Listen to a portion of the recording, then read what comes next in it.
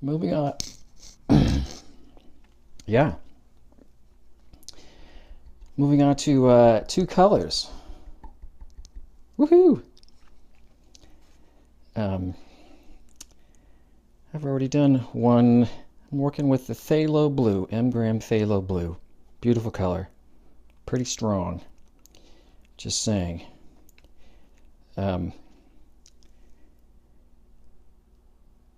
I did that shape while I was recording a video and there were some things going wrong. But so I'm just going to keep going. But I'm not doing anything that hopefully you haven't tried several times and are getting very familiar with.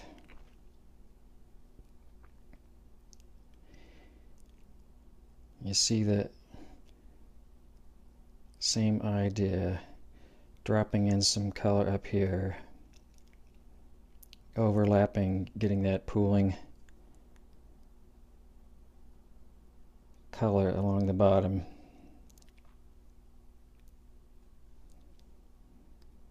If it starts getting too much water, I'll make a thirsty brush, sort of like a sponge. Get rid of that and come back in and finish the shape.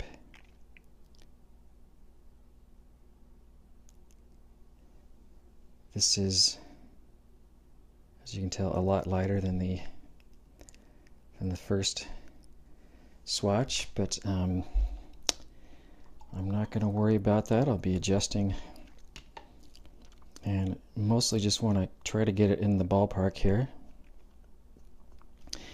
and try to err on the side of going too light, if anything.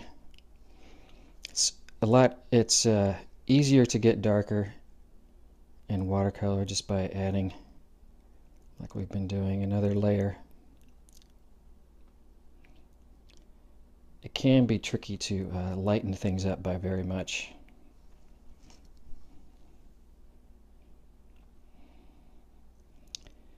So by starting off intentionally light,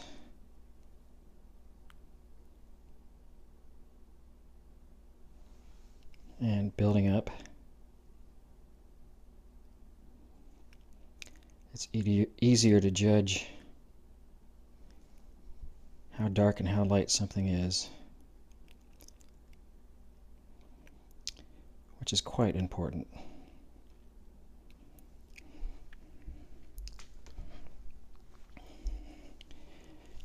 I do feel like the further you get into art, the more you realize the importance of this whole concept of values and light and dark, and what is light and what is dark, and what is next to each other, and how lights and darks are arranged. And so I'm going to go now to the Indigo and make a watery mix here. And I'm going to go along the bottom.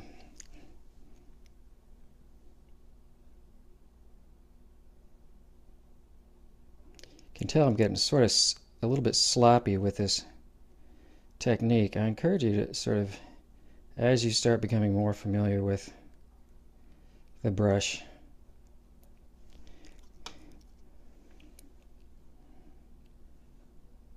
and how much watery color it's going to take to move around in a certain shape, to play with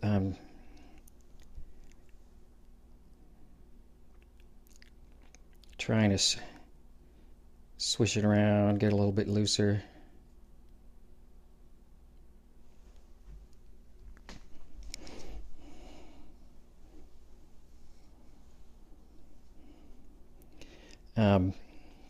There's one.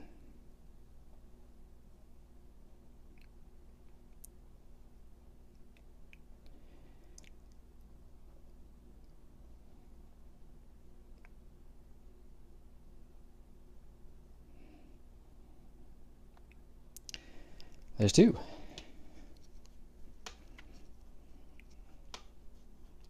Oh, I think it was in the first video that didn't quite work, where I was making that first swatch, I was sort of joking, but not really, saying if it seems that you're doing this one kind of basic skill kind of over and over and over again,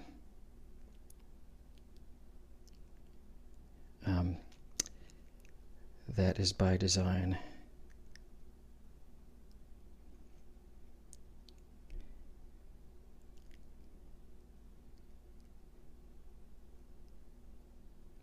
Learning how to move this color around. Not a simple thing to do. A bit like sweeping back the ocean, oftentimes. Anyway, so now I'm going to make a watery mix of two colors. This is exciting. Typically, the way that I encourage folks to do it, and do it myself, is that I do want to start off by having a little bit of both colors mixed up. I already had some phthalo blue, and I want a little bit more phthalo blue. And I want to make sure I have plenty of indigo as well. So I'm making sort of separate puddles like this, as you can see. And then basically all I'm going to do is get a clean brush, get most of the water out of it. Well, just so it's not dripping wet. And I'm going to start bringing these guys together, shoving them together with the brush,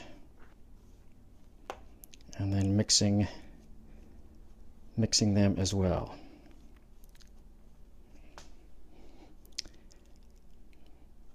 I'm going to go with that. It looks to me like it's kind of in between the phthalo blue and the indigo, which is what I want.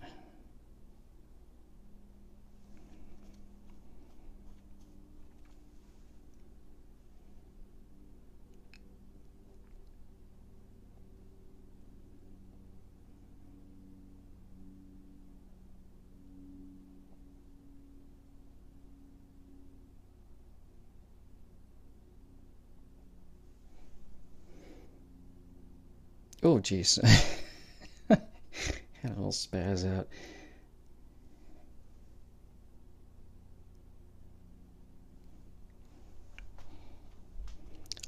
Let's see, there's one.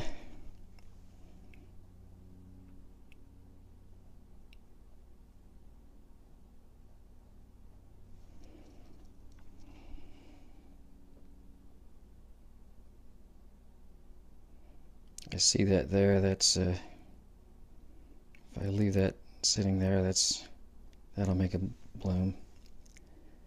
I'll get it in a sec.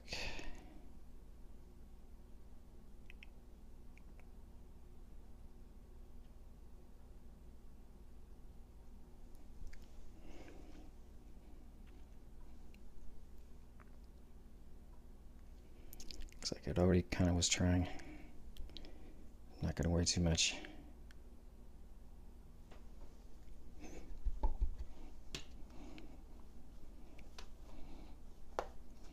The last watery wash of the mix of phthalo blue and indigo.